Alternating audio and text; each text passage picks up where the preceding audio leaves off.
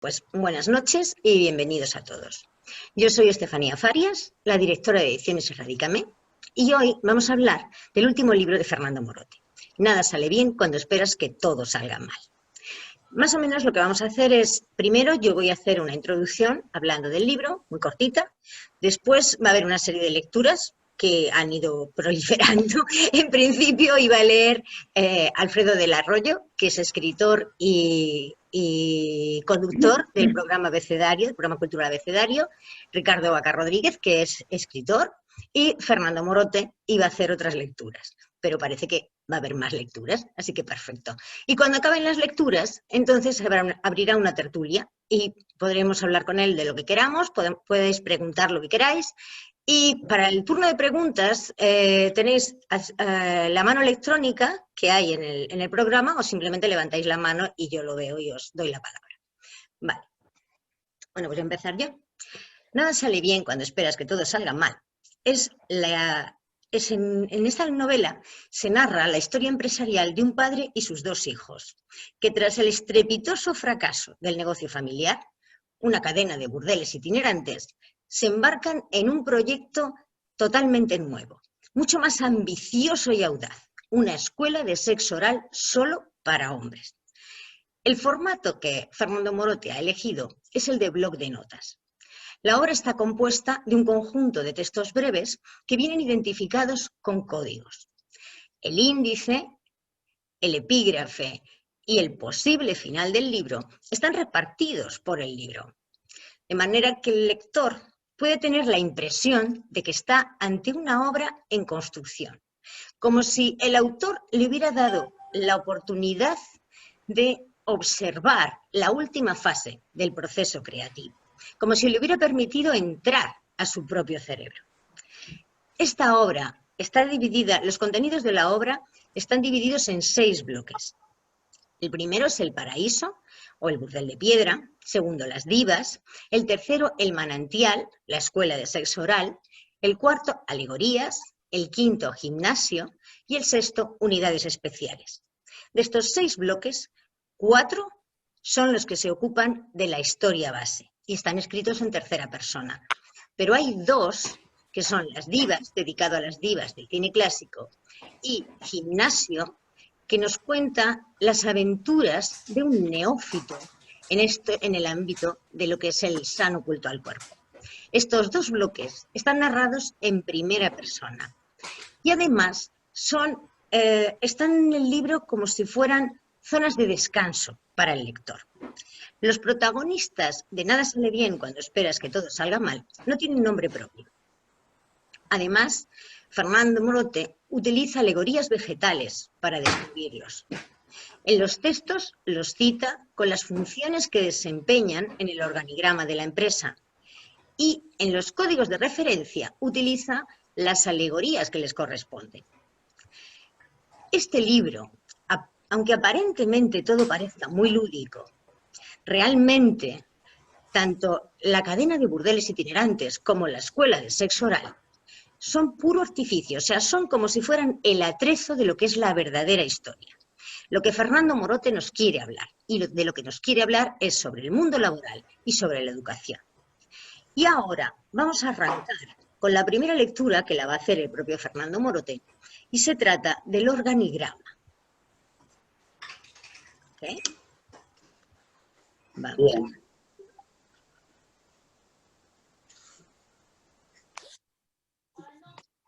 Okay. Espera un momento.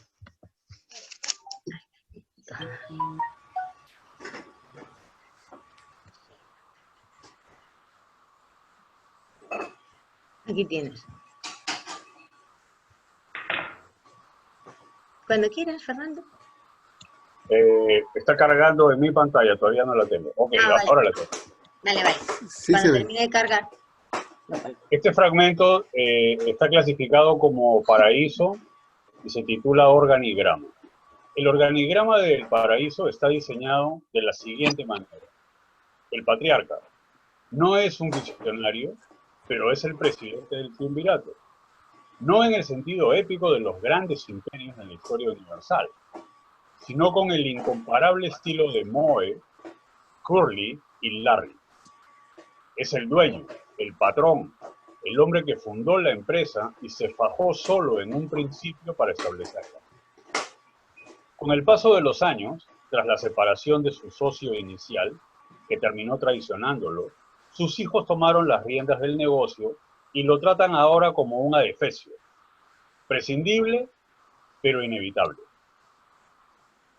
La vicepresidenta, encargada de la administración general, su responsabilidad recae sobre la revisión de las cuentas y la buena marcha de la contabilidad. Observa minuciosamente la planilla, el pago de impuestos y el control de asistencia. Su falta de escrúpulos para cuidar el dinero y hallar nuevas formas de ahorrarlo acaba castrando productivamente a sus subordinados.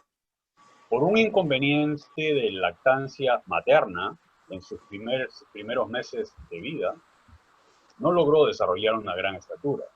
No obstante, ya en la edad madura estuvo a punto de conseguir que su terapeuta, después de una sesión doble, se colgara de un árbol. El director de negocios, experto en suscribir los convenios y contratos más desventajosos del mercado, no es capaz de leer con claridad los términos que acepta. Intenta demostrar ingenio cuando descubre que se ha obligado a una temeridad imposible de cumplir, sosteniendo que las cuentas menos trascendentales son las más lucrativas. El supervisor es el caballo ilustrado del establo.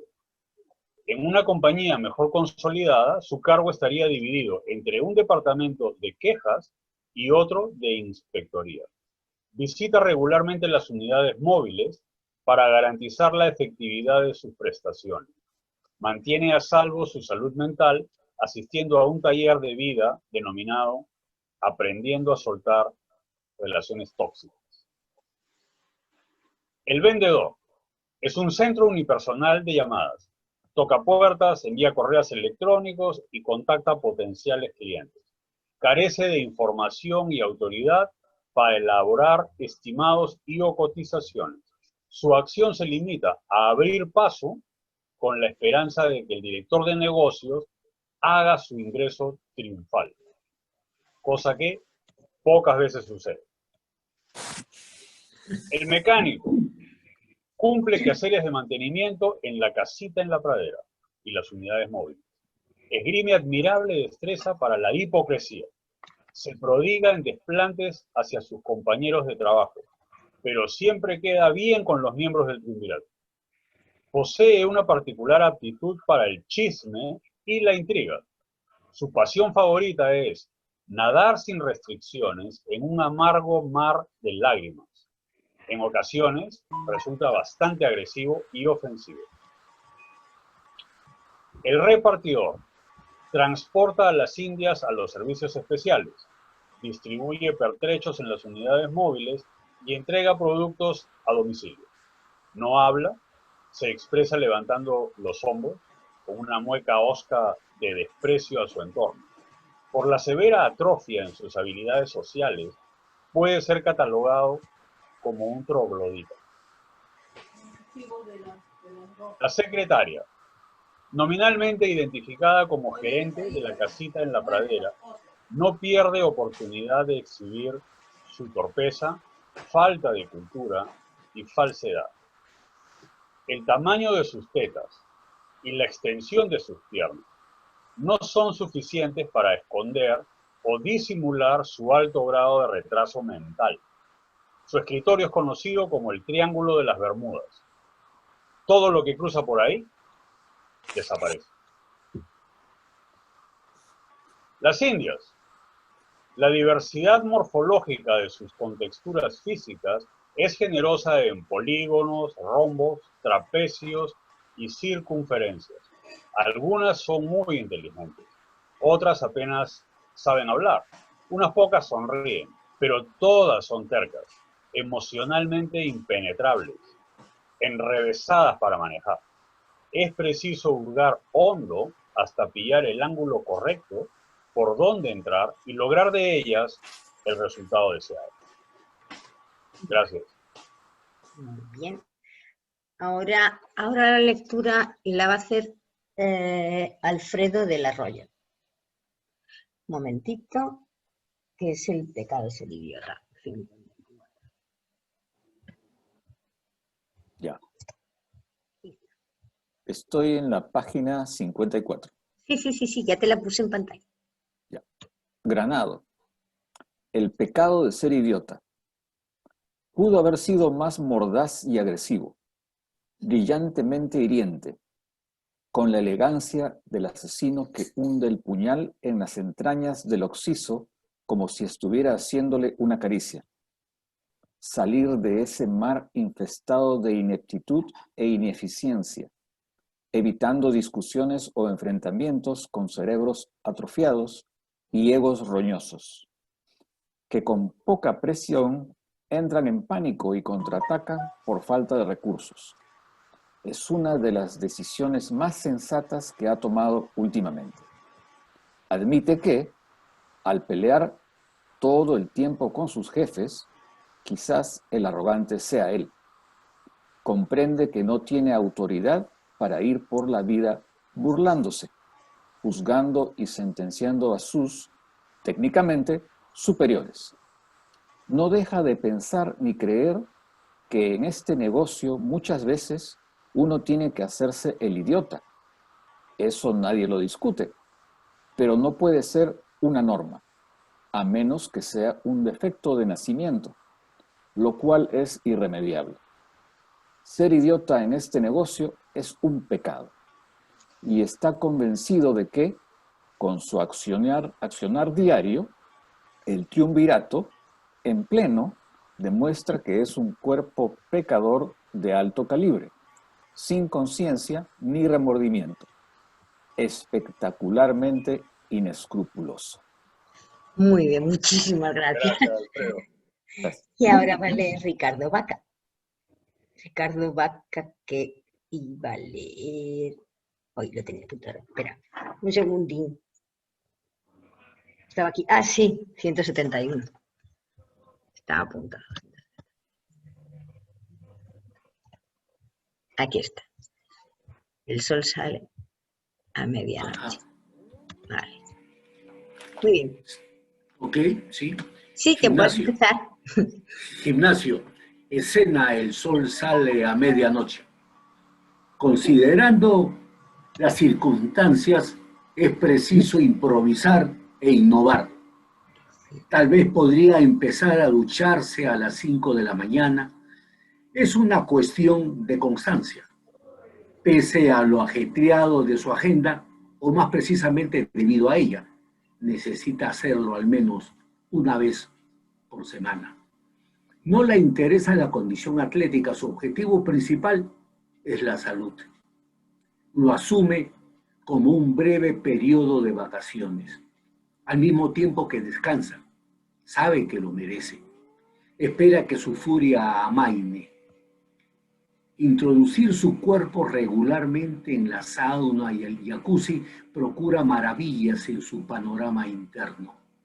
Las estrecheces físicas y mentales tienen el poder de desquiciarlo. Por ese motivo, apoya la tendencia de que en ciertas ocasiones el subalterno debe romper y desobedecer las reglas impuestas por el jefe, sobre todo cuando ambas presentan rasgos demenciales y estrafalarios. Acepta que no puede evitar las tormentas, los huracanes ni los tifones, pero sabe que en todos casos su trabajo es reparar los daños. En las peores encrucijadas es cuando el sol, muchas veces, sale a medianoche. Muchísimas gracias. Gracias, Ricardo. Gracias, Fernando. Ok. Creo que tengo el texto para Paco. Sí, ¿no se pueden agrandar un poquito más las letras? Yo te agrando la letra todo lo que quieras, tú tranquilo. El texto para Yeah. Paco va a ser Freddy.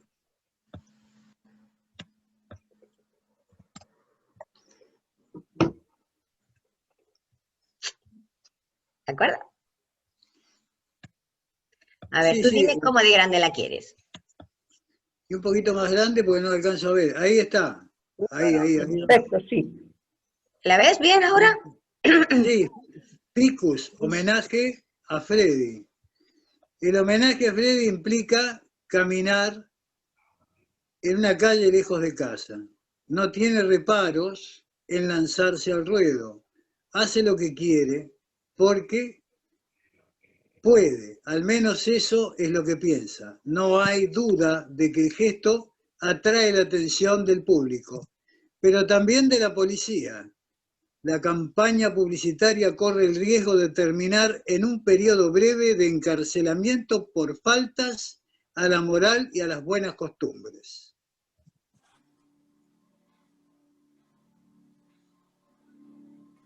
Brinca de la cama y abandona el hotel para ir a ducharse en los baños turcos. Atraviesa varias cuadras fijando su mirada en un punto específico. La cabeza del peatón que va a 300 metros delante de él. Un instante de distracción resultaría fatal. No tiene feo cuerpo, pero tampoco es como para exhibirlo entre la muchedumbre del mediodía. Lo asaltan las dudas, recuerda que es tan amigo, le previno del castigo. Él persiste, convenciéndose de que no lo van a perseguir. Sobrevive a la ida sin sufrir escarnio social ni detención policial. A la vuelta encuentra en el hotel el alboroto de una convención que está Punto.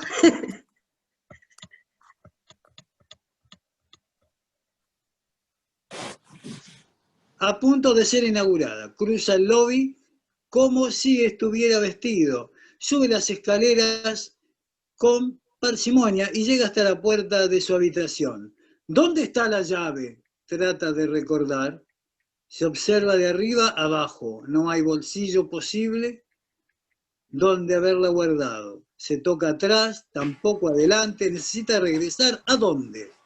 Demasiadas preguntas para un ejecutivo experto en manejar las cuentas del negocio familiar. A lo mejor sería buena idea pedir ayuda. Calatos no vamos a ninguna parte, deduce. Es un genio, su padre se lo recalca cada mañana cuando le aprieta los cachetes y le da un beso en la frente al llegar a la oficina. Muchas gracias. Gracias, Paco. No, por favor. Un placer para mí, un gusto.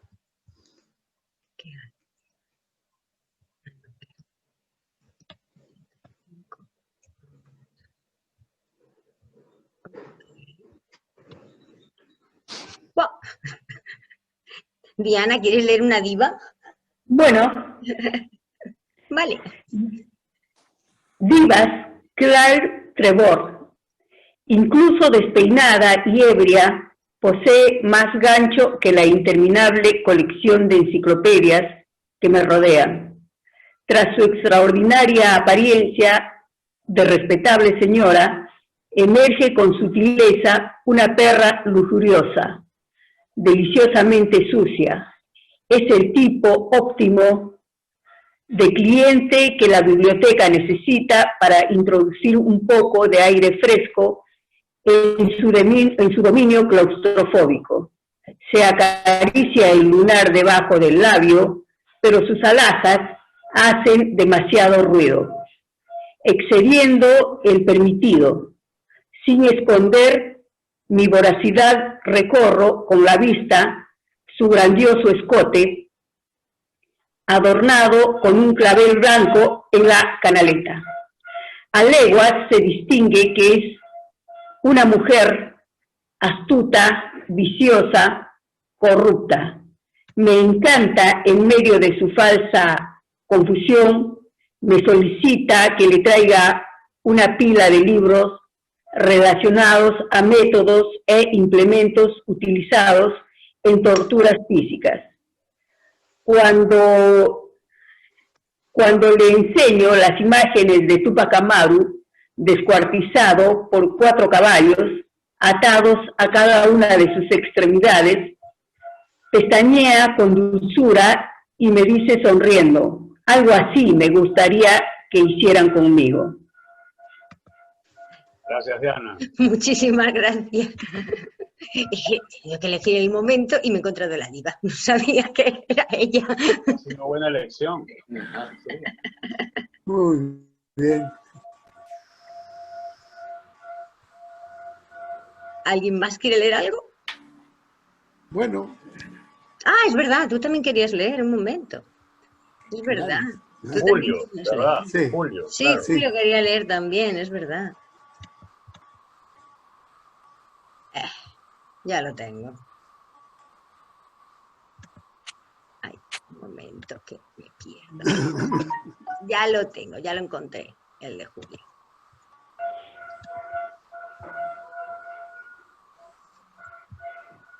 ¿Está bien la letra, el tamaño?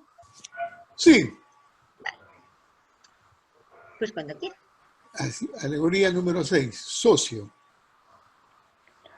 El socio es un San Pedro, alucinógeno, alucinante, alucinador, alucinado. Estimula la parte creativa del ser humano, como una llave que abre las puertas del cielo. Similar en complexión a un nabo o pepino pelado. Es un cactus pequeño con catadura de pene vigorosamente erecto y punzante y arqueado. Reunido en matas, florece como un centro financiero poblado de rascacielos. Favorable para la construcción de jardines verticales y la celebración de ceremonias de adivinación. Puede crecer hasta 6 metros en zonas riscosas. Un momento. Sí. Relumbra. Relumbra como pócima sagrada de uso milenario con efecto limpiador de energía negativa. A embargo de sus características mágicas o divinas, su consumo no es de ningún modo una experiencia placentera o fácil. Produce mucho miedo, acelera el ritmo cardíaco y dilata las pupilas. Sin adecuada preparación para ingerirlo, puede provocar incluso la muerte. Ya está. Gracias, Julio. Muchísimas Ok. gracias. Excelente. Bueno, Muy bien. pues ahora lo que queréis preguntarle al autor. El que quiera preguntar, que se lance. bueno, sí, acá hay una situación muy particular que es, algunos de nosotros, en mi caso, por ejemplo, conocemos la distribución y los pormenores de cómo funciona una empresa o cómo no funciona una empresa. Y cada uno de los personajes, cómo está inmerso en ese tipo de organigrama. A mí me llamó mucho la atención, por ejemplo, cuando en una de las lecturas hace la descripción de la secretaria, ¿no? Y habla del Triángulo de las Bermudas, donde todo desaparece. Parece, nosotros los argentinos diríamos, una secretaria que es chorra, que roba. Es decir, conocer el funcionamiento de una empresa y todos los personajes que la componen, podemos hacerlo aquellos que alguna vez hemos trabajado como empleados en ella o hemos tenido alguna empresa y sabemos de las dificultades que tiene esto. Realmente es muy sui generis la descripción que hace de lo que vendría a ser el organigrama de la empresa. Y ni hablar de los socios, ¿no? Acá nosotros decimos las medias son para los zapatos, porque el tema de las sociedades es muy difícil. Y del patriarca, ¿qué decir? ¿Qué decir? Es muy, muy, muy complicado delegar funciones. Delegar funciones por dos razones que creo que son fundamentales. Una es porque uno no confía en los demás, y la otra es porque confía mucho y le va mal. Y entonces, como dice el título del libro, nada sale bien cuando esperas que todo salga mal, posiblemente porque uno no confía para nada en sus semejantes, ¿no? Es interesantísima la manera de encarar la descripción de cómo funciona una empresa en estas circunstancias, ¿no? Me gustó, me agradó mucho. Muchas gracias, Paco. Sí, Por favor. tú has dado en la clave, en cierta forma, de lo que quiero presentar con la descripción de esta empresa. En realidad son dos empresas. La que aparece en la primera parte de la historia es una cadena de prostíbulos itinerantes, y en la segunda parte se convierte, con el mismo personal y los mismos dueños, en una escuela de sexo oral, solo para hombres. Y efectivamente lo que trato de mostrar en el organigrama es cómo debería funcionar una empresa, pero al mismo tiempo, como tú lo dijiste, cómo no funcionan estas empresas en particular. Claro. ¿Por qué? Precisamente porque todo parte de la cabeza, ¿no? El patriarca, ya que mencionaste al patriarca, es el padre de este grupo familiar, compuesto por él y sus dos hijos, que fundan estas empresas, pero a partir de él es que nace toda esta confusión, incertidumbre, falta de dirección, ¿no? Entonces, por eso en alguna parte del organigrama también digo que este es un triunvirato, pero no, por ejemplo, como los triunviratos que había en el Imperio Romano, ¿no? Sino el triunvirato de los tres chiflados, que son Moe, Larry y Curly, porque así es como manejan estas personas sus empresas. Y solo Dios sabe cómo estas empresas se mantienen con vida, ¿no? Seguramente porque los que están debajo de ellos, los empleados de confianza, son los que empujan el carro hacia adelante. Entonces, esa es un poco la idea al intentar presentar las descripciones en este tono también, ¿no? Y utilizando las figuras que hemos visto a lo largo de estas lecturas. Bueno, a mí me queda un interrogante. ¿Cómo hizo el empresario para escoger a su personal? Porque en toda empresa, tú sabes, para ingresar a trabajar tienes que llevar tu currículum, tu hoja de vida, y en base a eso te contratan. Entonces, ¿qué cosa le habrá llevado la secretaria, por ejemplo, al jefe, al empresario? ¿Qué le habrá llevado que lo convenció y la tomó? A pesar de las cosas que él encuentra, ¿no? A veces agradable, a veces desagradable. Hay Pero... un texto que se llama 2 más 2 es 4, Ah, que te cuenta cómo consiguen un contable. claro, ¿no? Sí, a lo largo de la historia... Muy interesante, ¿eh?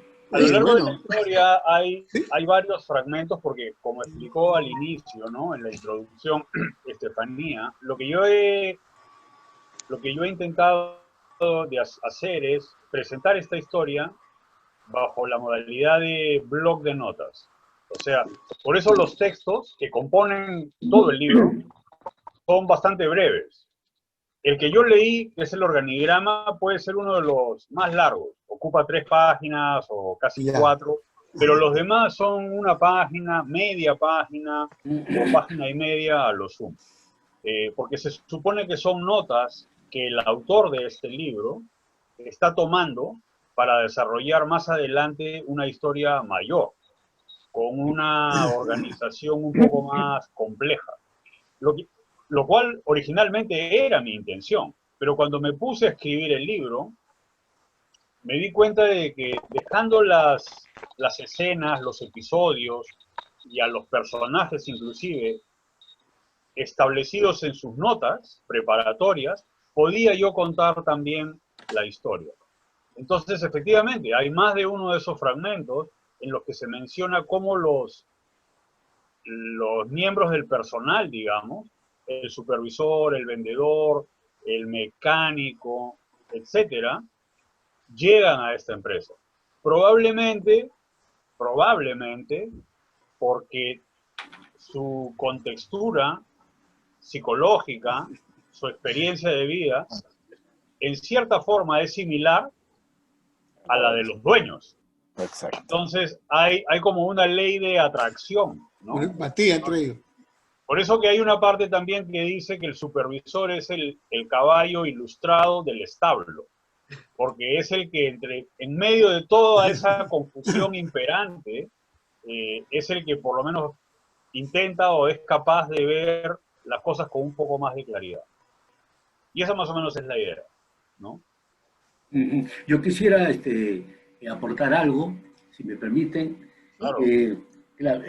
Yo puedo decir de que la obra, de una manera íntegra, yo la leí hasta que la concluí, porque tengo la obra además de tener el PDF, pero además yo encuentro de que la obra también puede leerse de una manera de microcuentos. Es decir, yo abro cualquier página, tal vez sea mi fantasía o la ficción o mi mente de escritor, tal vez puede ser eso, pero yo leo una historia y doy rienda suelta a mi fantasía y ahí tengo yo un microcuento que inicia y que concluye inclusive. El personaje yo lo puedo desarrollar y puedo escribirle una serie de propiedades y darle un perfil al personaje. Por lo tanto, yo veo que esta obra me agradó mucho, muy interesante, porque además desde el punto de vista lingüístico, hablemos así, desde el punto de vista lingüístico, tiene un manejo de términos en la cual encuentro yo de los términos urbanos, por llamárselo así, urbanos, castos, por llamarlo de alguna manera, cultos, hasta moverse al otro extremo, en un rango más erótico dentro de un universo burdelesco, ¿no? Por llamarlo de alguna manera, ¿no? Y si consideramos esto como una empresa, porque desde luego la es, a pesar de ser marginal o si está legislada dentro de la ley legal, entonces se mueve con los elementos propios de perfiles de los personajes que se desarrollan dentro de una empresa dentro de los términos legales, ¿no? A pesar de que cada personaje le encuentro yo que tiene sus características, lógicamente un perfil muy, muy personal, ¿no? Entonces, yo veo así, en ese movimiento de lingüística, de fluidez en los términos, que me agradó bastante. Pienso que puedo leer la obra de manera de microcuentos, que abro cualquier página, ¿no? Y lo puedo desarrollar y puedo ir hacia adelante y puedo darle una secuencia, pero al mismo tiempo abro otra página, voy hacia atrás y le doy otra secuencia, inclusive puedo crear otra historia. Entonces eso es lo que a mí me ha llamado la atención y me ha agradado mucho, el estilo, cómo está estructurado, el contenido, cómo fluye y te jala y sigue, bueno, y qué más, ahí concluye, pero y qué más puede uno darle más, ¿no? a esta historia. Entonces es así como yo lo enfoqué y lo manejé. Okay. Gracias, Ricardo. ¿Puedo dar una opinión? Por supuesto. Bueno, en realidad me parece que el libro describe una empresa que puede ser una institución estatal o privada. Entonces la descripción, por ejemplo, de la secretaria, de todas las instituciones en que yo he trabajado, pues es la descripción precisa de lo que es una secretaria, los conflictos de las secretarias cuando están en funciones de su trabajo. Y bueno, y también puedo estar más cerca, por ejemplo, a los empleados públicos. Yo trabajo en un hospital psiquiátrico, trabajo en un museo, pero tengo contacto con todo el personal del hospital, psiquiatras, enfermeras, secretarias, administrativos, y realmente el perfil es muy parecida a la descripción que hace Fernando, el erotismo de las enfermeras, las secretarias, cómo se mueve el personal, que está un poco, te das cuenta que nos separa apenas un hilo de los pacientes psiquiátricos y el personal que trabaja y el público que ingresa al hospital. Entonces, me parece fascinante el libro, además quiero saber dónde lo están vendiendo. En Amazon. Que está distribuido en el Perú también. Sí, en Amazon. El libro lo puedes conseguir por Amazon. Tú pones en Google, nada sale bien cuando esperas que todo salga mal, Fernando Morote, y te lleva directo a Amazon. Ah, perfecto. Y bueno, la verdad, El texto que he leído me ha encantado, también me ha llevado a una parte de lo que podría ser la descripción de una exposición museográfica, de una exposición de arte erótico, y me gustó mucho, me gusta mucho esa parte de lo que es la historia del arte erótico. Sí, me gusta. Gracias. Diana y Ricardo, muchas gracias.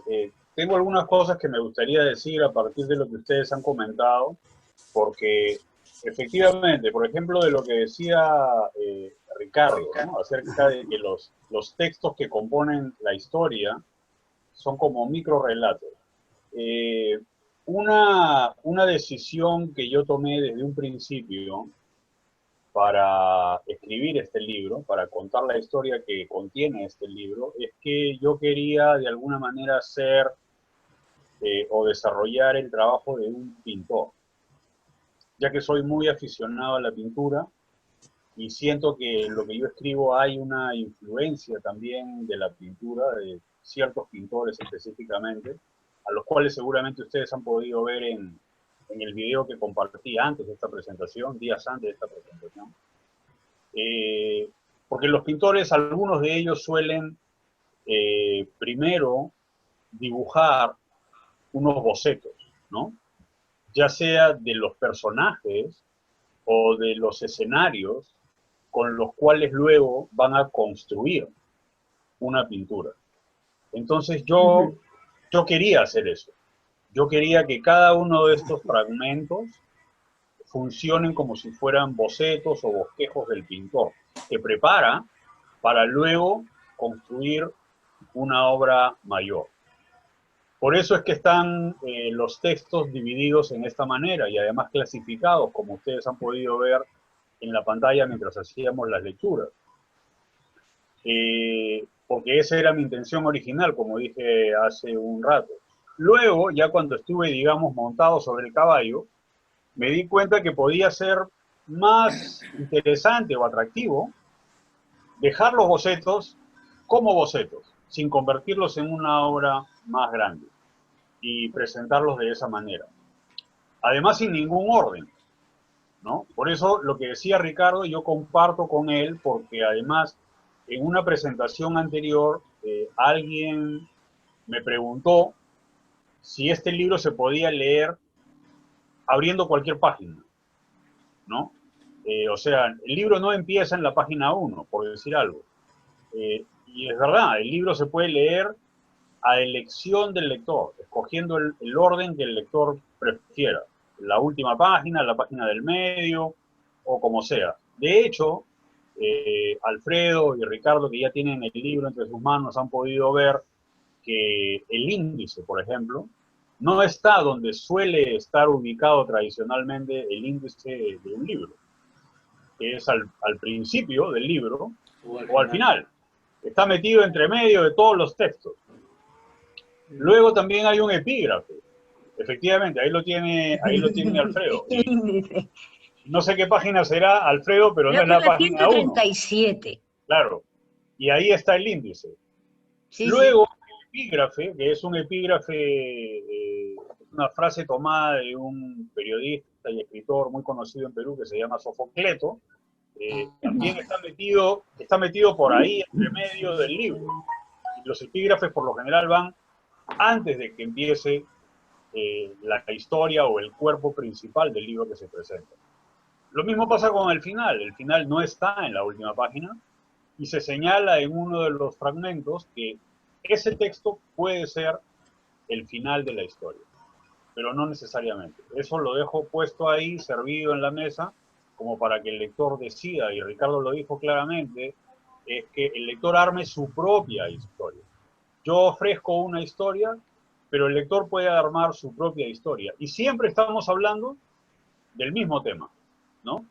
Y acerca de lo que decía Diana, por ejemplo, me parece extraordinario relacionar esta historia de la cadena de prostíbulos itinerantes y luego de la escuela de sexo oral con alguna institución pública. Eso me parece extraordinario porque esa es un poco también mi intención, es la analogía. Y es verdad que cuando yo estaba planificando la narración de esta historia, me pregunté a mí mismo, digo, bueno, ok, ¿cuál va a ser el escenario? ¿Qué empresa voy a escoger? Honestamente, si escogía una compañía privada o una institución pública de las que se conocen tradicionalmente, yo no iba a sentir mucha motivación de contar esta historia. Yo necesito estar muy conectado con la historia que quiero contar para yo mantenerme enchufado en el proyecto. Y para eso yo siempre trato de buscar algo de sentido del humor, de insertar en los libros que escribo. Entonces por eso se me ocurrió que quizás podría funcionar una cadena de prostíbulos itinerantes, ¿no? Que es efectivamente, no es un prostíbulo, un establecimiento fijo donde van los clientes a buscar servicios, sino que es el servicio del prostíbulo rodante que circula por la ciudad y se establece en puntos estratégicos para atraer a la clientela. Y en el otro lado, en la otra parte del libro, es una escuela de sexo oral, porque ya que mi intención es hablar, señalar, apuntar a la problemática que plantea la educación pública o privada,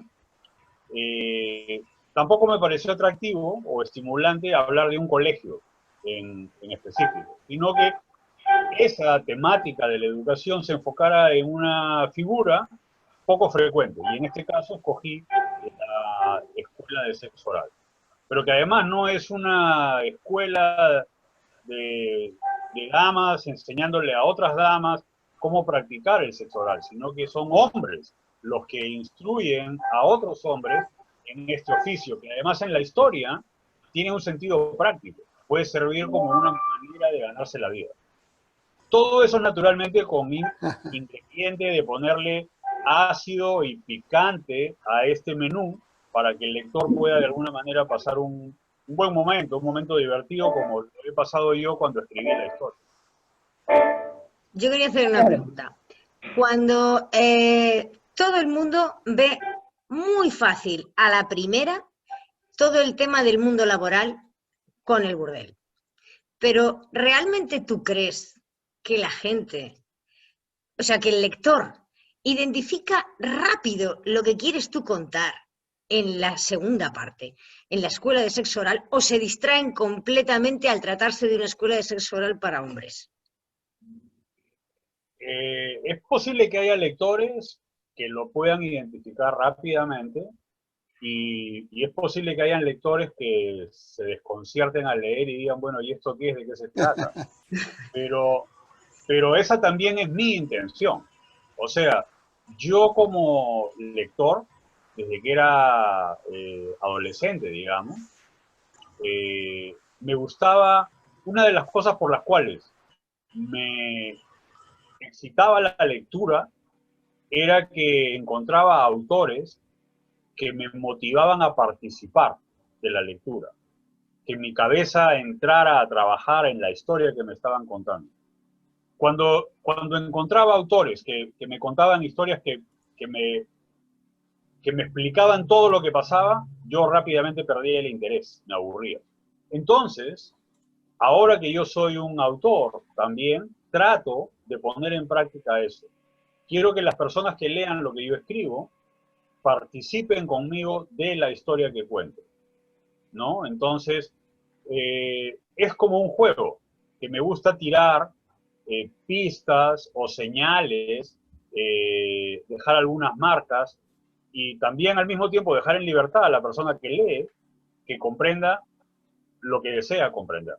Esto también para mí es muy importante porque me enriquece mucho. Cuando tenemos reuniones de este tipo, vienen personas y me cuentan que han visto en el libro que yo he escrito cosas que ni siquiera se me pasaron por la cabeza. Entonces también es una revelación para mí, porque la lectura de cada quien es la derivación de su propia experiencia, de su propia cultura, de sus aprendizajes, de sus éxitos, de sus fracasos. Y eso viene a nutrir luego la historia que está escrita ahí. Entonces, Cualquiera que sea el camino que tome el lector, a mí me parece fantástico. That's the last one. And I'm only doing it because I can't do my butt. And you know, butt is in it now. So, yo, butt is small. My butt not small. Están llegando más personas. María. I know my big butt. Everybody like my mom, right? When I walk by, everybody like my mom, right? Right? Bueno, ¿alguien tiene algo que preguntar? Porque Sí, yo tenía una inquietud.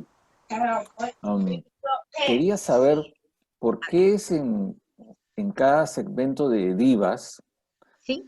El autor tiene el subtítulo con el nombre de una actriz, un personaje que puede ser relacionada con el cine de los años 50, 60, 70.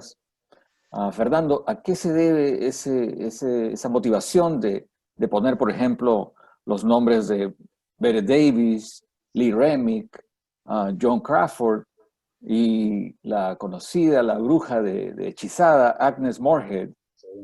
¿Por qué esa motivación? Hay dos motivos esenciales. Uno, yo soy fanático de todas ellas. Fanático a muerte. Entonces, en este libro, yo quería encontrar una manera de que ellas estuvieran presentes. Las divas, que es así el título general, vienen a ser, en este caso, las actrices, las mujeres, las personas con las que el patriarca de estas empresas sueña continuamente, de manera recurrente, como una forma de escapar de la realidad, ¿no? Escapar de sus problemas personales, de sus problemas conyugales, de sus problemas empresariales, pero también sueña con ellas como una motivación, como un estímulo para regresar a esos problemas y tratar de buscar alguna solución. Es decir, para que su vida, que muchas veces es desgraciada, no lo sea tanto. Entonces, por eso es que las divas, a lo largo del libro, aparecen por todos lados, ¿no? Y para mí tiene un sentido práctico también, porque de alguna manera hay un fragmento en el que yo expongo que este sueño que tiene este hombre, llamado patriarca, sirve como una bisagra. Cuando el primer negocio familiar, que es la cadena de prostíbulos itinerantes, fracasa, este sueño con las divas lo inspira para concebir también el nuevo negocio familiar, que es la escuela de sexo oral. Entonces, cuando lo plantea y lo propone en la mesa del directorio, que es él y sus dos hijos, ya se convierte en la escuela de sexo oral, pero de hombres solo para hombres. Por ese motivo es que las divas están presentes a lo largo del libro. Gracias por la pregunta. ¿Alguien más tiene algo que preguntar? Sergio ya levantó la mano, parece. No, Sergio. Sí, precisamente cuando empezó la lectura, yo hacía una analogía con eventos que empezaron mal desde el 2016. Me imagino que tendrás la idea a qué me refiero, ¿no? Con los eventos políticos de este país. Y es bien interesante cuando el título dice nada sale bien cuando piensas mal. Pues definitivamente, mira en lo que terminó la situación,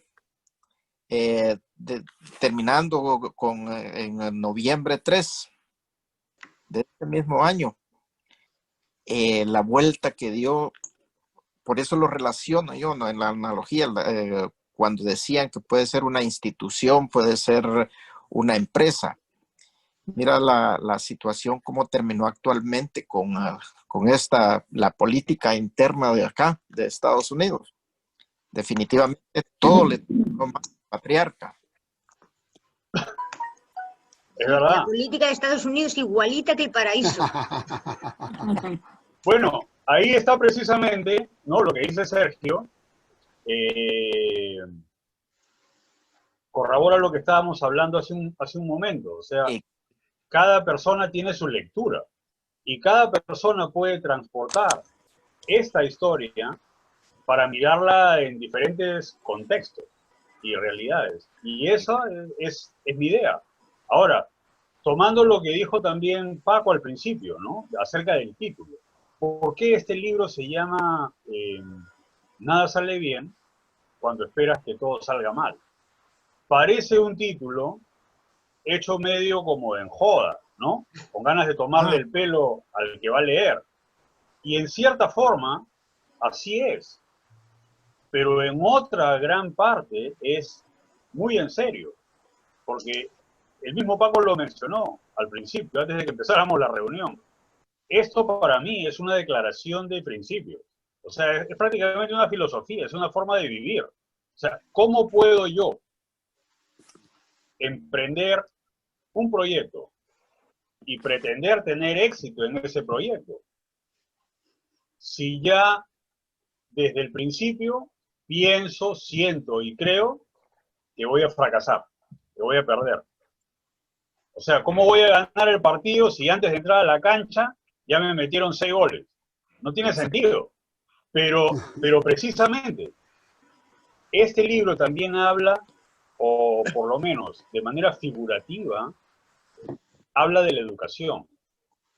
Y desafortunadamente, mi experiencia es que la educación, el sistema educativo, cualquiera que sea, yo estudié en el colegio, después estudié en la universidad, he estudiado en varios otros sitios, siempre está enfocado a la cultura de perder, ¿no? O sea, todo está mal, o todo debe estar mal. Para que te sientas bien, todo debe estar mal. Y cuando es al revés, o sea, la educación debe ser un vehículo, un instrumento que ayude a la persona a progresar, a ser libre en su forma de pensar, de decidir, de actuar, de vivir, ¿no? Que no tenga límites, que no tenga márgenes, que no viva sometido a lo que piensan los otros, a lo que otros le digan que debe pensar, hacer, sentir y hacer, ¿no? Entonces, un poco apunta a eso también el título del libro, y toda la historia en general. Muchas gracias, Sergio.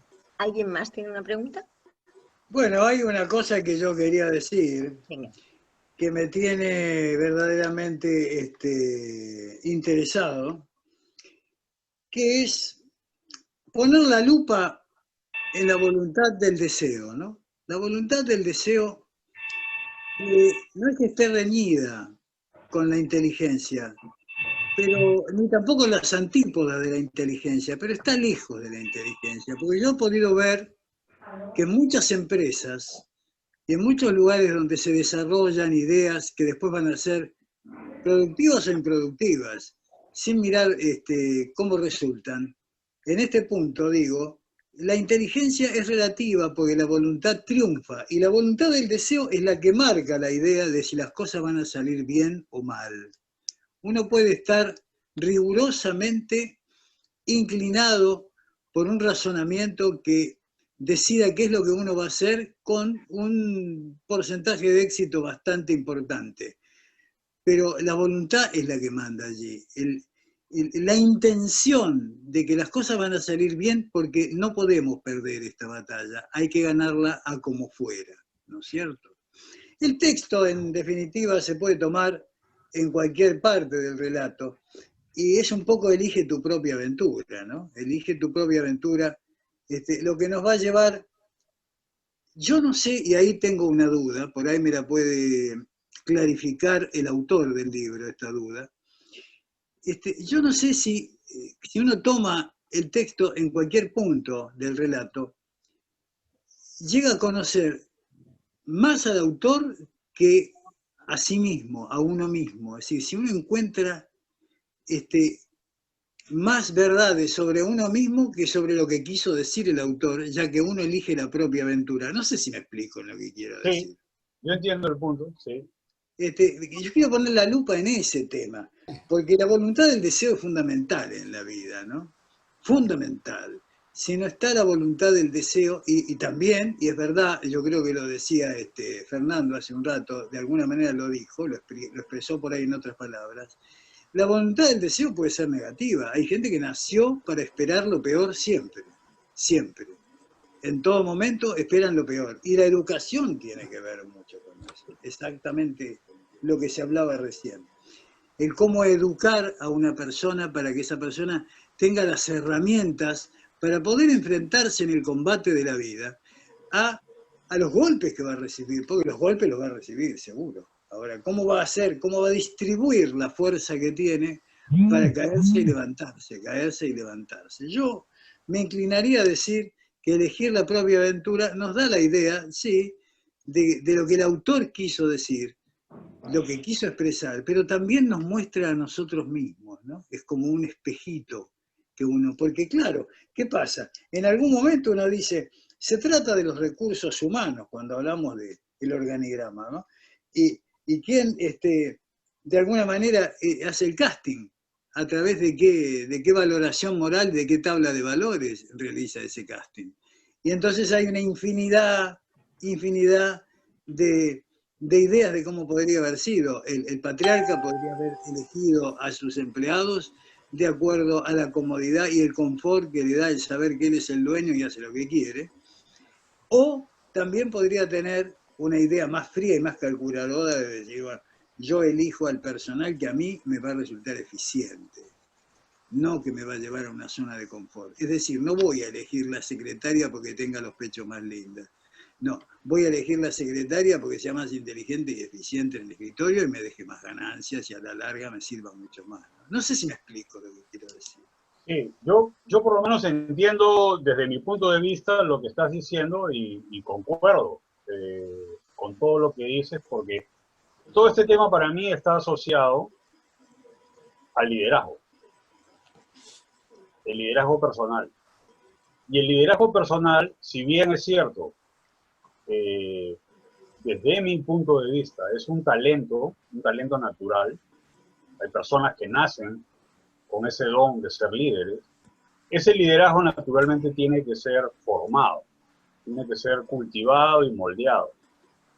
En el caso específico de la historia es, ¿cómo puedo yo guiar o dirigir una empresa con un grupo de personas a mi cargo si yo mismo no sé a dónde estoy yendo? ¿No? Entonces, ahí es donde empiezan los conflictos entre nosotros que formamos la compañía, vamos a hablarlo de esa manera, y luego con el resto, que pueden ser los clientes u otras compañías que están en el ramo. Entonces, ahí es donde entra para mí la cuestión de la educación, ¿no? La educación, desde mi punto de vista, tiene que servir para descubrir y fortalecer esas cualidades de liderazgo que tienen ciertas personas, de tal manera que puedan ser ellas las que conduzcan a otras personas que no tienen esas cualidades de liderazgo, ¿no? Y esto se ve claramente aplicado en el mundo empresarial, que pueden ser negocios, servicios, como hemos hablado, instituciones públicas, ¿no?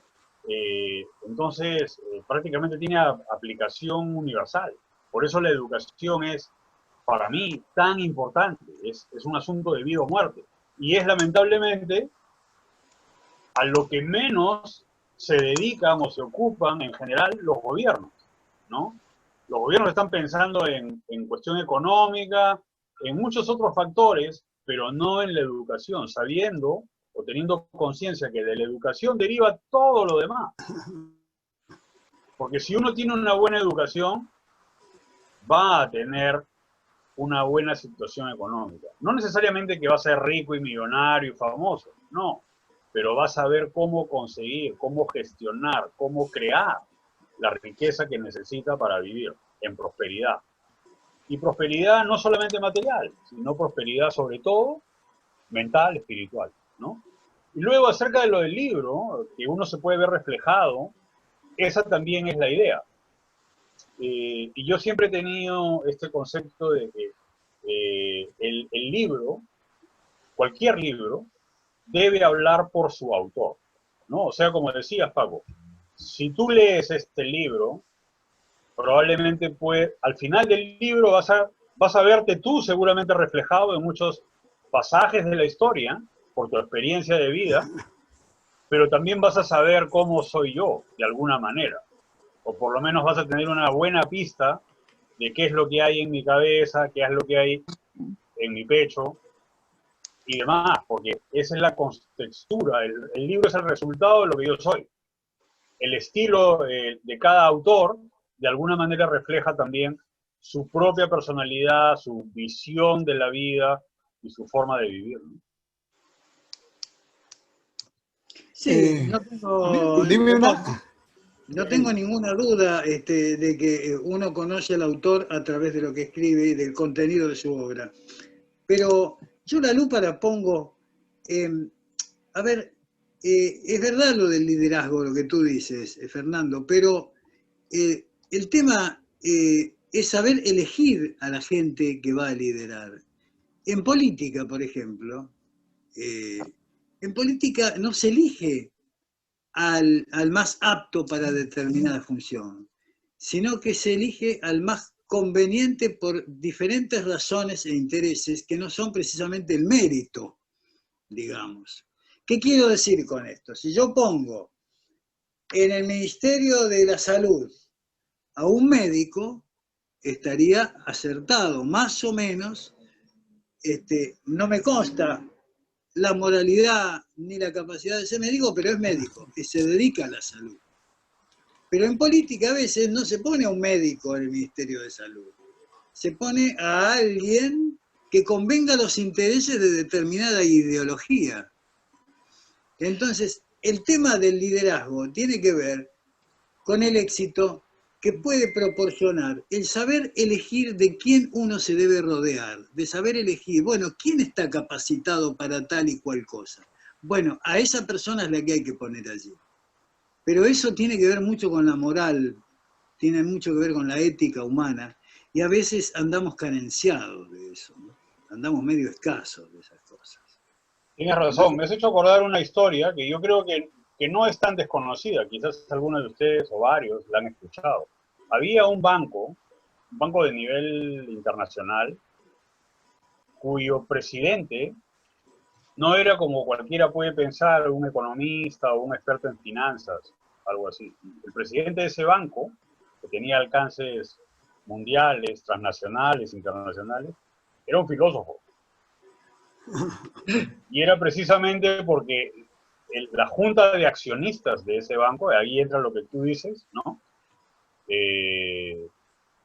Escogió el filósofo porque querían que alguien, una cabeza que razonara adecuadamente, pudiera estar ahí para resolver los problemas. Porque lo demás eran básicamente problemas técnicos, los del banco. Y a los técnicos los contrataban para ponerlos en las diferentes gerencias. Y entonces así manejaban mejor el banco, de una manera mucho más eficiente. Lo que tú has dicho hace un momento, de que el Ministerio de Sanidad lo tiene que dirigir un médico con el COVID, se ha demostrado que no. El ministerio, todos los que tienen que gestionar la pandemia y lo hacen bien, tienen que ser gente capaz de gestionar crisis. Y los médicos no sirven. Es cierto. No están sirviendo ninguno. Los que lo están haciendo bien son gestores de crisis, que pueden hacer igual el trabajo para un banco que para un hospital. Esos son los que realmente valen para dirigir estas cosas. Un médico no sirve, porque tiene sus propias creencias, y entonces ya no vale. Coincido contigo en que sí, gestionar la crisis, pero hablemos de equipo. No, pero un gestor es un gestor y un médico es un médico. Son dos cosas distintas, tú no puedes mezclar.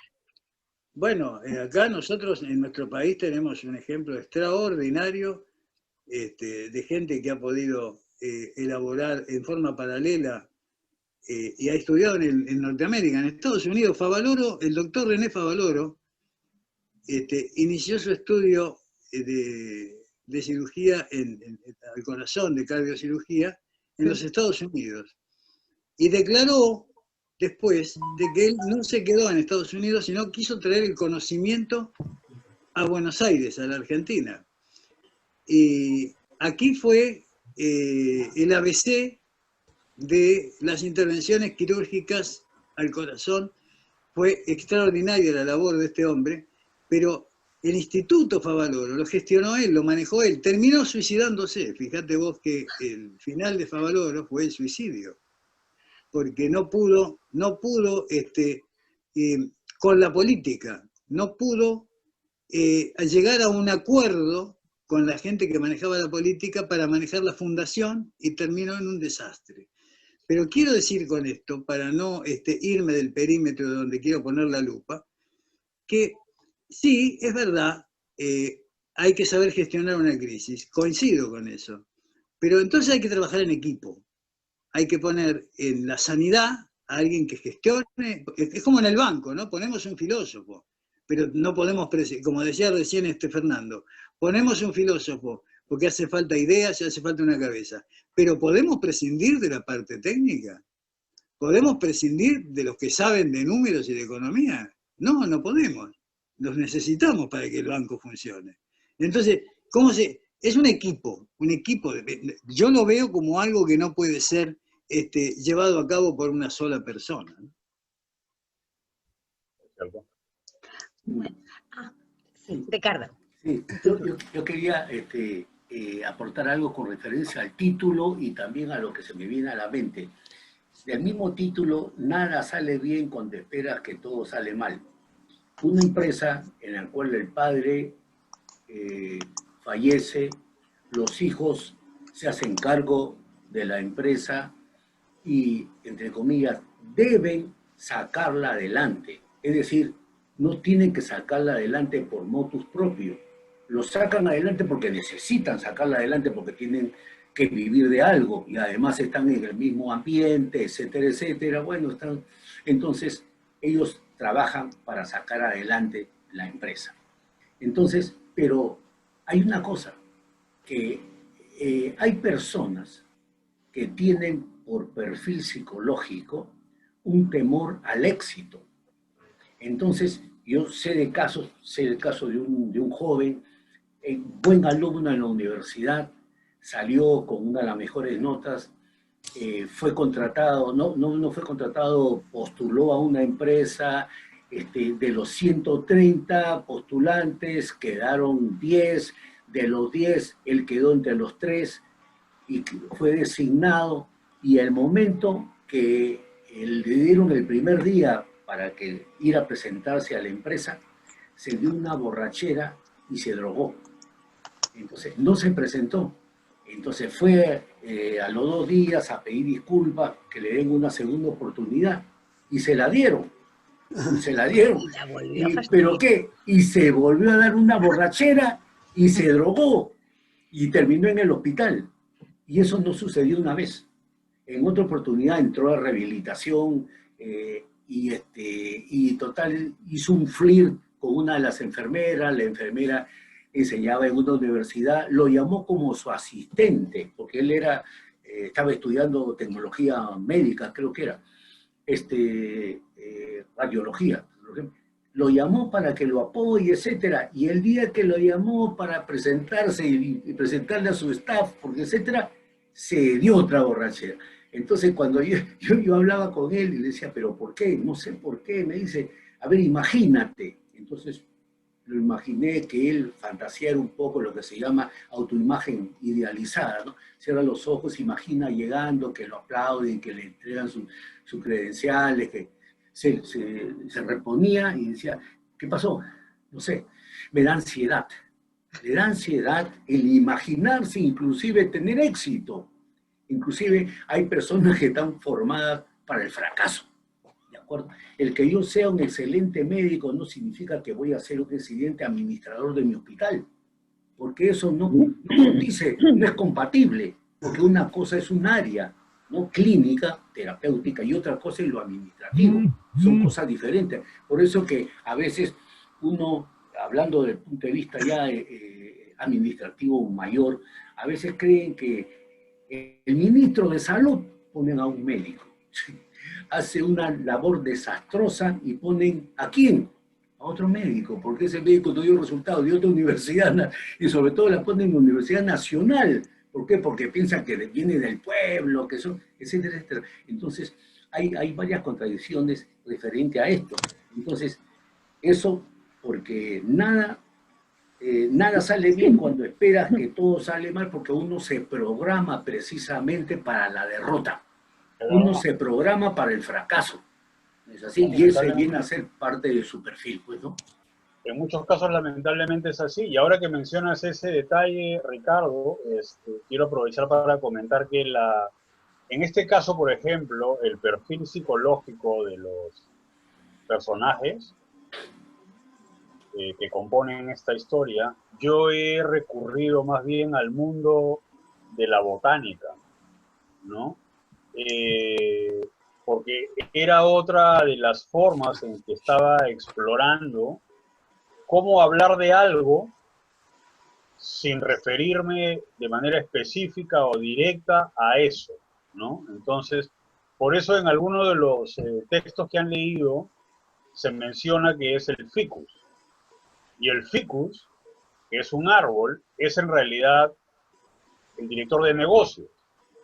Luego se ha leído otro fragmento acerca del San Pedro, que es otra planta cuyas características para mí encajan perfectamente con la personalidad del socio que a su vez en esta historia traicionó en algún momento al patriarca y se mandó mudar, ¿no? Entonces, ese tipo de elementos que aparentemente no tienen relación con el individuo, con la persona, yo sí los he visto y he podido asociar las ideas. Entonces, trato de que cuando se lea las características que componen a una planta en particular, o una flor, porque también está la vicepresidenta que está representada por una amapola, esas características no hablen de la planta, de la flor o del árbol, sino que estén hablando del personaje que se constituye como parte de esta historia.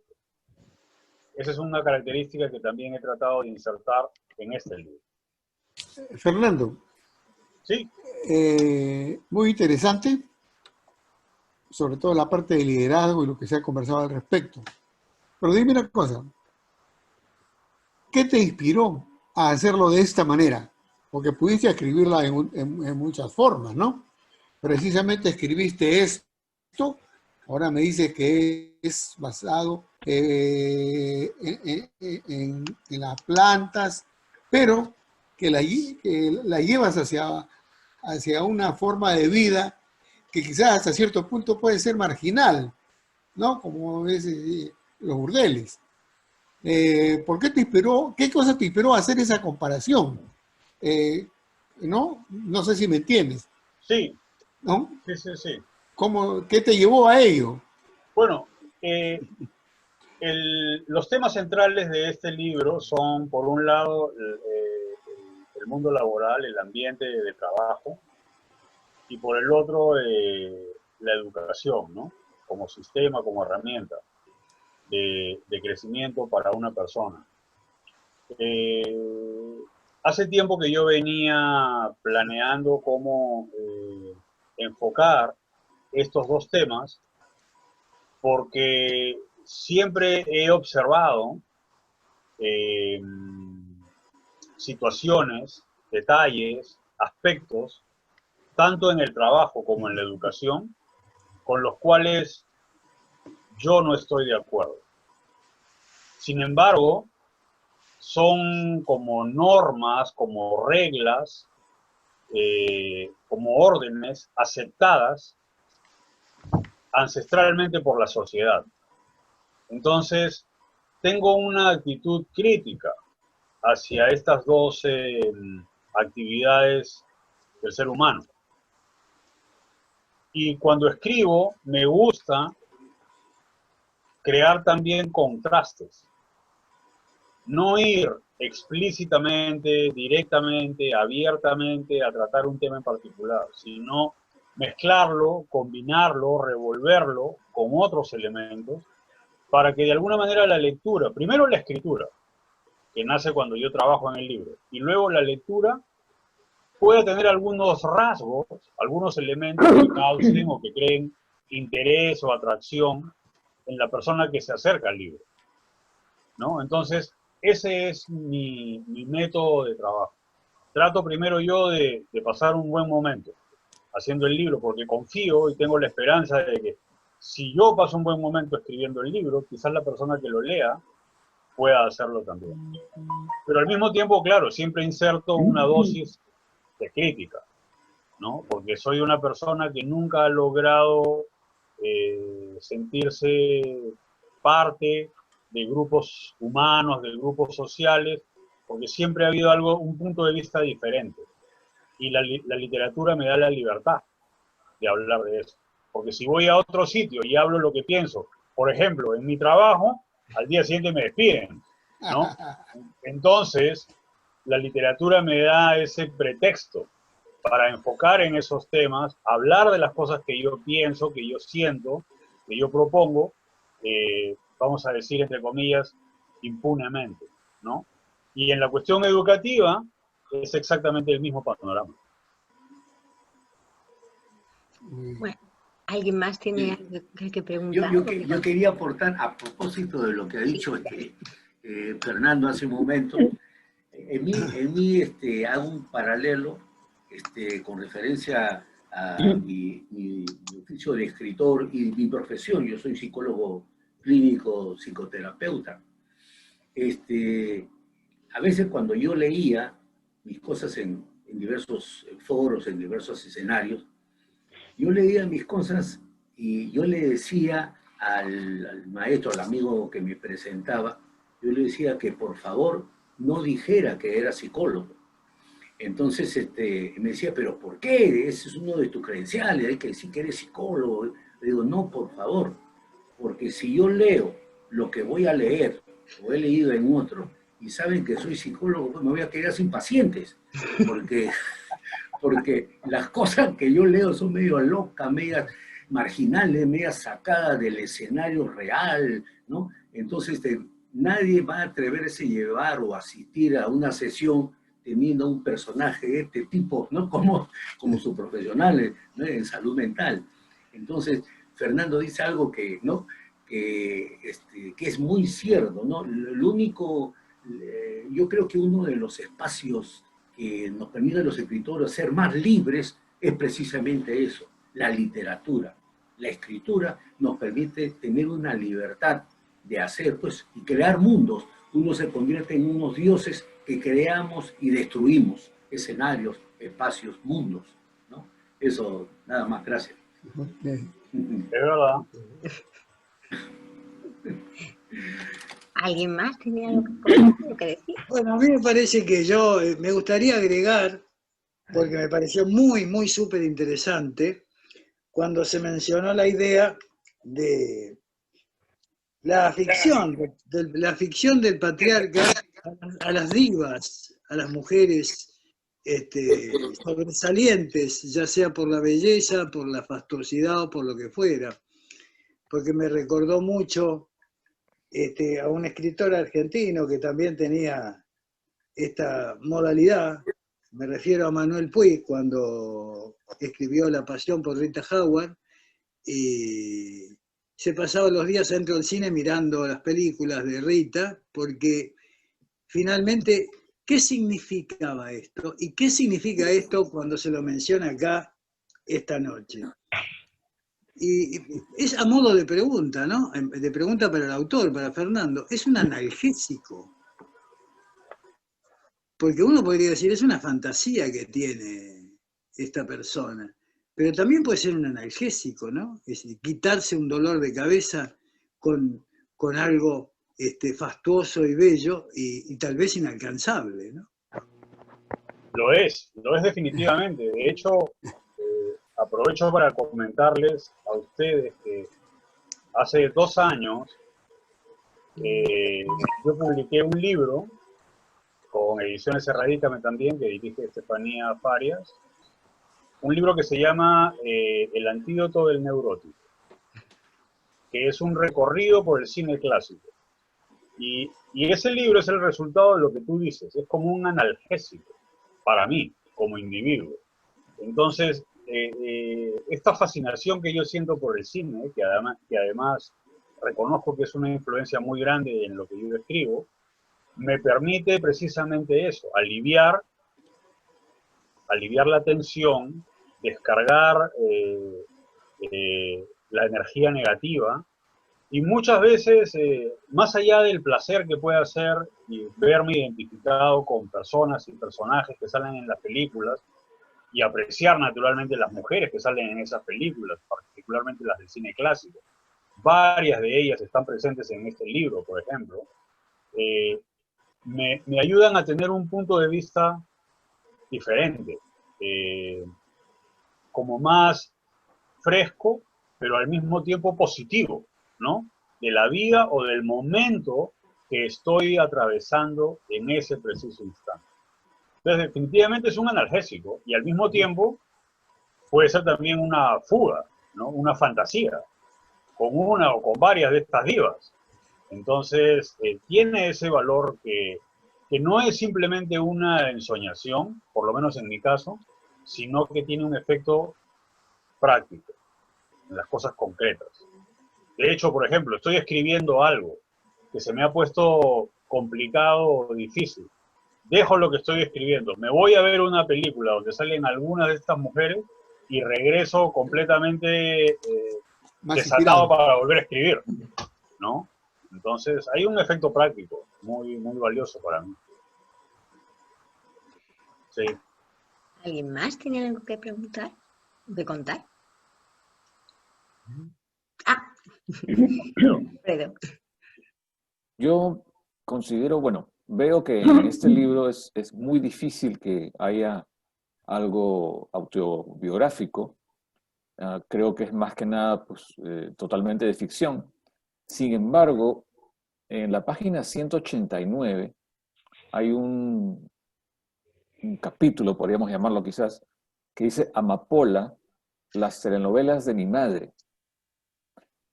Y la pregunta es si es quizás únicamente en este capítulo, digamos, en que quizás hay algo autobiográfico de ti, Fernando. Sí, gracias Alfredo por mencionar específicamente ese fragmento de las telenovelas de mi madre, porque sí, directamente yo compuse ese texto viendo una cantidad de fotografías que mi hermana me envió de Lima aquí a Nueva York cuando mi mamá falleció hace 5 años.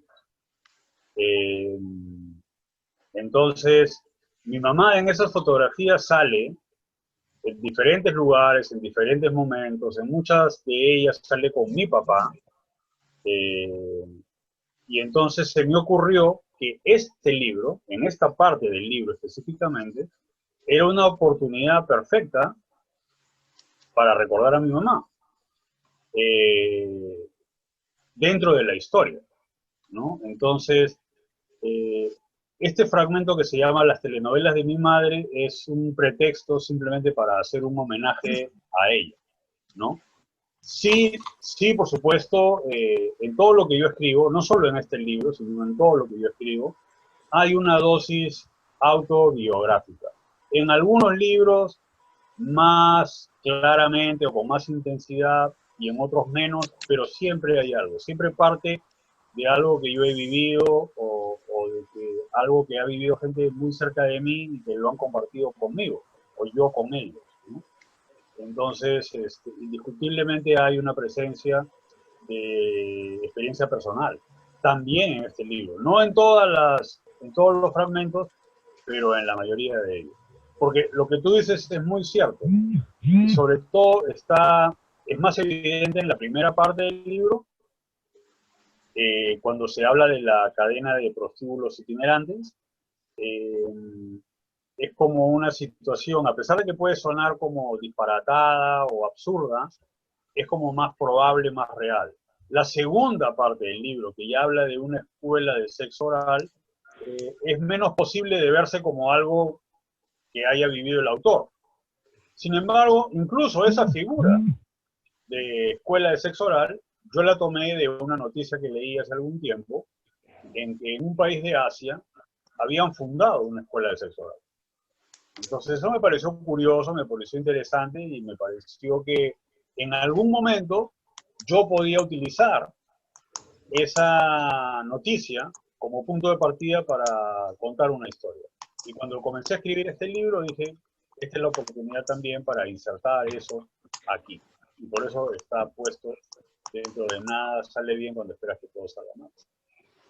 Sí, gracias por la pregunta. Bueno, ¿alguien más? Yo felicitar a Fernando por su publicación y bueno, me parece que no solamente él se puede inspirar en las obras de arte, sino que los artistas plásticos también pueden inspirarse en el libro para crear y para plasmar en los lienzos lo que leen en los textos de Fernando. Yo creo que es recíproco. Si él se inspira en las obras de arte, los artistas plásticos también se inspiran en la lectura de los libros de Fernando. Muchas gracias, Diana. Claro que sí. ¿Por qué no? Todo es un intercambio de disciplinas, efectivamente. Es una cadena, me parece. Sí. Es una cadena. Así es, así es. Sí, todo está relacionado. Es que es verdad que los textos, por ejemplo, los textos de Fernando son muy visuales. Tienen muchísimas imágenes. En cuanto a la escuela de sexo oral, por ejemplo, yo creo que también te has inspirado en las colecciones de arte prehispánico, especialmente en las esculturas moche, que sí existe esa representación de sexo oral. Es correcto, las cerámicas. Claro. Que sí. Sí, por supuesto. Sí, o sea que por eso digo que todo es una cadena y hay muchas cosas por hacer. No lo tuve en cuenta, es verdad, para serte sincero, no lo tuve en cuenta conscientemente, pero fíjate que ahora que lo mencionas, naturalmente hay una conexión directa. Entonces, ahí es lo que yo decía hace un rato, ¿no? O sea, cada lector basado en su propia cultura, en su riqueza de conocimientos, aporta a elementos para que se puedan ver más ángulos de esta historia. Entonces, eso es lo que me parece a mí fantástico. Y estas conversaciones tienen ese propósito, precisamente. Muchas gracias por tus palabras, Diana. Claro que sí. En la obra El túnel hay una influencia tremenda del escritor con referencia a una pintura. Y ahí fue a partir de esa impresión de la pintura donde desarrolla toda su obra, ¿no? No sé si habrán leído El túnel, creo que claro que sí. El túnel de Sábato, sí. Sábato. Y además él lo menciona en la historia, ¿no? Sí, está obsesionado con ese puntito en la pintura. Sí. Todo lo demás no le presta atención. Así es. Claro, sí. Una influencia tremenda. Sí. Bueno. ¿Alguien más? ¿Quieres decir algo más, Ricardo? Ernesto Sábato era, además de escritor, otras cuantas cosas más, y era pintor también. Yo, hace muy poquito, mira qué casualidad, fui a hacer un show a la casa de Ernesto Sábato en Santos Lugares, la provincia de Buenos Aires, y están las pinturas, los cuadros de él, era muy buen pintor. ¿Tu casa es un museo? Tu casa es un museo. Es la casa donde él vivió toda la vida, claro. Y ahora es un museo que lo regentea el nieto. Y hace allí presentaciones de diferentes artistas, lo maneja muy lindo, muy bien. Qué lindo. Lo auspicia la Municipalidad de 3 de Febrero. Bueno, yo tuve la suerte, para no dispersarme, tuve la suerte de conocerlo personalmente a Sábato. Sábato era un hombre que había renunciado a la comunidad científica, era un hombre que había trabajado en Francia en la bomba y en todas las cuestiones nucleares, y renunció a todo y empezó siendo escritor, ya siendo una persona adulta. Y el túnel, efectivamente, está vinculado con la elección que él hizo en su vida, no solamente de escribir, sino de pintar.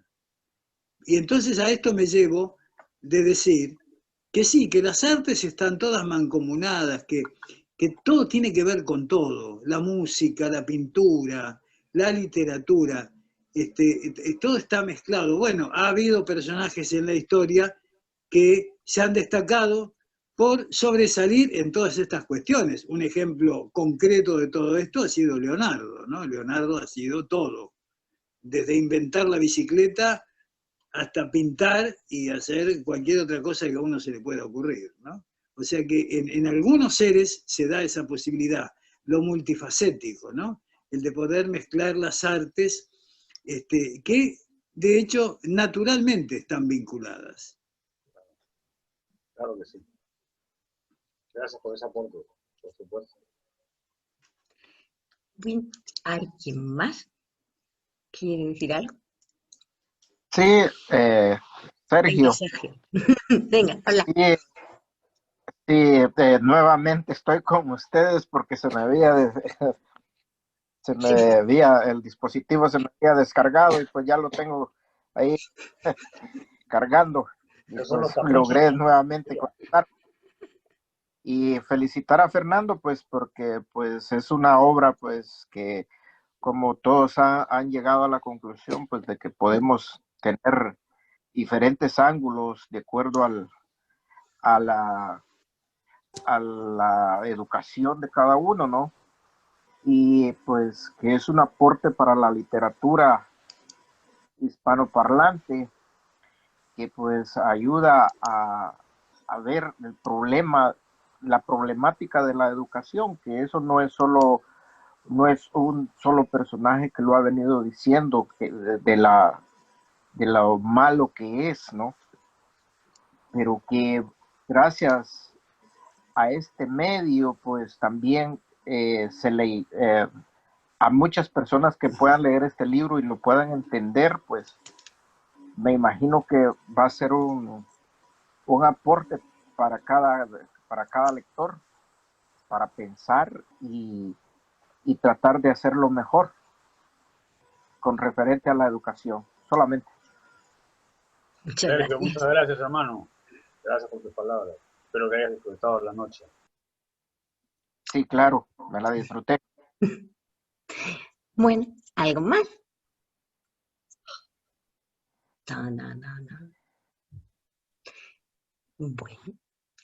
Bueno, pues si no tenéis nada más que preguntarle a Fernando, pues podemos ir cerrando. Sí, quiero aprovechar para agradecerles a todos haber venido a pasar esta noche juntos y conversar acerca del libro. Espero que lo puedan leer en algún momento y seguimos charlando acerca de él. Así que me ha dado mucho gusto también compartir el espacio con ustedes. Les mando un fuerte abrazo de verdad. Muchas gracias a todos por Igualmente. Muchas gracias. Igualmente. Gracias por la invitación. Muchas gracias, muchas gracias. Muy Gracias. bueno todo, muchas gracias. Nos veremos pronto. Chao. Sobre todo, Gracias. me complace ver a muchas amigos gracias. que no veo hace tiempo. Chao, Fernando. Adiós, Sí. gracias. Adiós. Saludos. Adiós. Alfredo, Fernando, Gracias a todos, un fuerte abrazo, cuídense mucho. todos.